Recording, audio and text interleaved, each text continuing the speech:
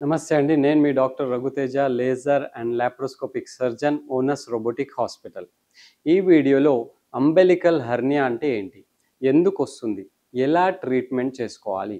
ఎంత simple surgery ఇది అనేది మీకు ఈ వీడియోలో క్లియర్‌గా తెలిపిస్తాను. అంబెలికల్ హెర్నియా అంటే అంబెలికస్ అంటే మన బొడ్డు.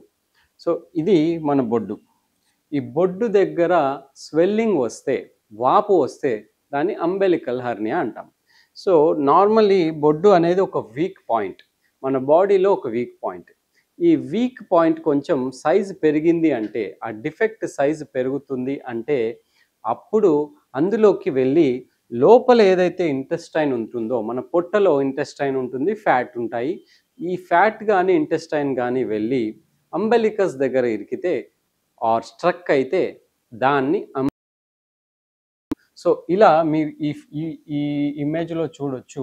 ఇది మన పొట్టలో ఉండే ఇంటెస్టైన్ కానీ ఫ్యాట్, ఇది వెళ్ళేసింది ఇక్కడ ఉన్న హోల్లో.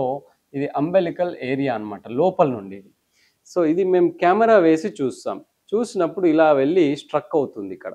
సో ఇది అంబెలికల్ హెర్నియా. ఇప్పుడు మేము దీన్ని ఏం చేస్తామంటే, ఇలా కెమెరా పంపించి ఇంకొక 2 ఇన్స్ట్రుమెంట్స్ పంపిస్తాం.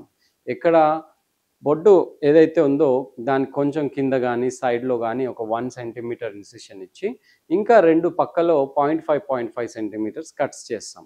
చేసి కెమెరా పంపించి ఇన్స్ట్రుమెంట్స్ పంపించి ఇది ఏదైతే లోపల స్ట్రక్ అయిందో దాన్ని కిందికి లాగేస్తాం. లాగేసి ఇప్పుడు ఈ హోల్ ఉంది కదా, ఈ హోల్ని ఐదర్ కుట్టు వేసేస్తాం. చిన్నగా ఉంది అంటే ఏం వేయాల్సిన అవసరం లేదు.